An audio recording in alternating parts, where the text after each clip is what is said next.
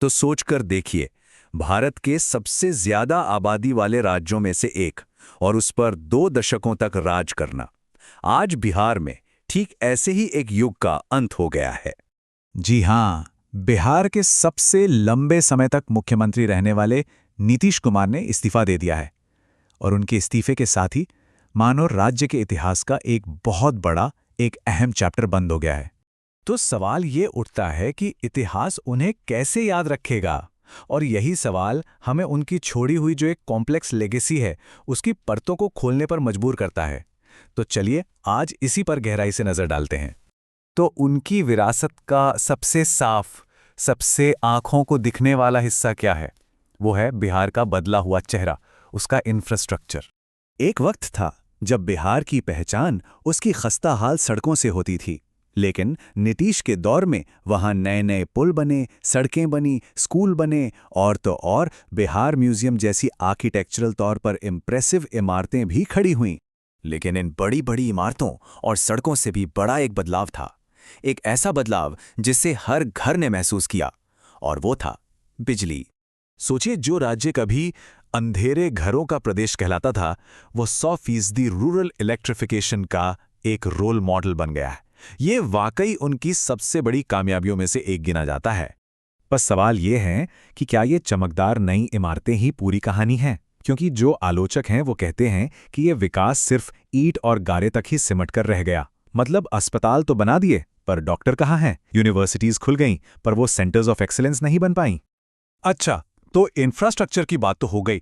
अब इससे आगे बढ़कर देखते हैं, नीतीश कुमार का कार्यकाल सिर्फ इमारतों और सड़कों का नहीं था, बल्कि सोशल इंजीनियरिंग और समाज के सबसे कमजोर तबकों को मजबूत बनाने पर भी उनका खास फोकस था।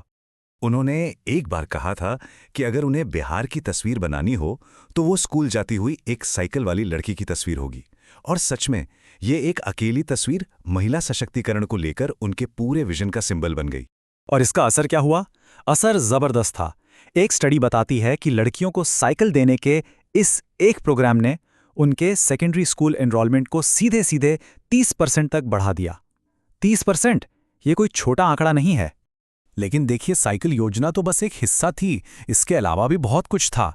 जैसे पंचायतों में महिलाओं के लिए 50% रिजर्वेशन, पुलिस और सरकारी नौकरियों में 35% कोटा, और फिर जीविका मिशन जिसने करीब 1.8 करोड़ महिलाओं को सीधे तौर पर सशक्त बनाया।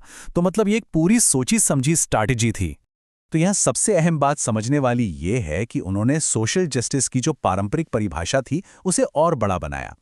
उन्होंने सिर्फ आवाज उठाने की बात नहीं की, बल्कि अत्यंत पिछड़े वर्गों यानी ईबीसीज और दलितों के लिए टारगेटेड वेलफेयर स्कीम्स लाकर उन्हें जमीनी तौर पर फायदा पहुंचाया। तो अब एक बहुत बड़ा सवाल उठता है कि आखिर इतने लंबे समय तक कोई सत्ता में कैसे बना रह सकता है? इसका जवाब छिपा है उनकी जबरदस्त राजनीतिक समझ और कुशलता में। और यहीं पे उनके करियर का सबसे बड़ा पैराडॉक्स, सबसे बड़ा विरोधाभास सामने आता है। एक ऐसा नेता जो एक ऐसी जाति से आता है जिसका आबादी में हिस्सा सिर्फ 2.8% है, वो भारत के सबसे बड़े राज्यों में से एक पर करीब करीब 20 साल तक राज करता है। कैसे? बिहार की राजनीति में वो एक ऐसी धुरी बन गए जिसके बिना सरकार बनाना नामुमकिन सा हो गया था। वो गठबंधन की राजनीति के, आप कह सकते हैं, एक मास्टर बन चुके थे। अगर उनके राजनीतिक सफर पर एक नजर डालें तो ये साफ दिखता है। 1985 में सालों के संघर्ष के बाद पहली जीत, फिर 96 में बीजेपी के साथ जाना जो एक बहुत बड़ा स्ट्रैटेजिक मूव था, 2005 में गठबंधन को सत्ता में लाना, और फिर एक लंबा कार्यकाल। उन्होंने अपने दांवपेच से दशकों तक अपने दोस्तों और दुश्मनों दोनों को हमेशा अंदाजा लगाते रहने पर मजबूर किया। तो इंफ्रास्ट्रक्चर, सोशल एम्पावरमेंट और पॉलिटिकल सर्वाइवल, इन सब पहलुओं को देखने के बाद चलिए घूमकर वापस अपने उसी पहले सवाल पर आते हैं कि आखिर उनकी विरासत है क्या। इस पर समाजवादी लेखक प्रेम कुमार मणि का एक आकलन बड़ा दिलचस्प है। वो कहते हैं कि जहां डॉक्टर श्री कृष्ण सिंह इंडस्ट्रीज लाने के लिए जाने जाते हैं, वहीं नीतीश कुमार बेसिक चीजों में ही उलझे रहे। और जहां कर्पूरी ठाकुर ने सामाजिक न्याय की शुरुआत की, नीतीश ने उसे सिर्फ आगे बढ़ाया। लेकिन वो कहते हैं कि नीतीश को सिंह और ठाकुर दोनों की सबसे अच्छी बातों को मिलाने के लिए याद किया जाएगा। तो इस विश्लेषण का सार क्या है? यही कि शायद वो अपने पहले के मुख्यमंत्रियों की तरह किसी एक फील्ड में, जैसे इंडस्ट्री या सोशल जस्टिस में, शिखर पर नहीं पहुंचे, लेकिन उनकी असली विरासत इन दोनों चीज़ों यानी डेवलपमेंट और सोशल जस्टिस को एक साथ लेकर चलने में है, उनका एक यूनिक ब्लेंड बनाने में है।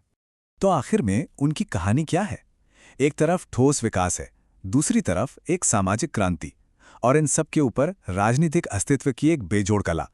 ये सब मिलकर एक बहुत ही कॉम्प्लेक्स तस्वीर बनाते हैं, और सवाल यही छोड़ जाते हैं कि एक विरासत को आखिरकार क्या चीज़ परिभाषित करती है? एक निर्माता, एक सुधारक या फिर एक सर्वाइवर?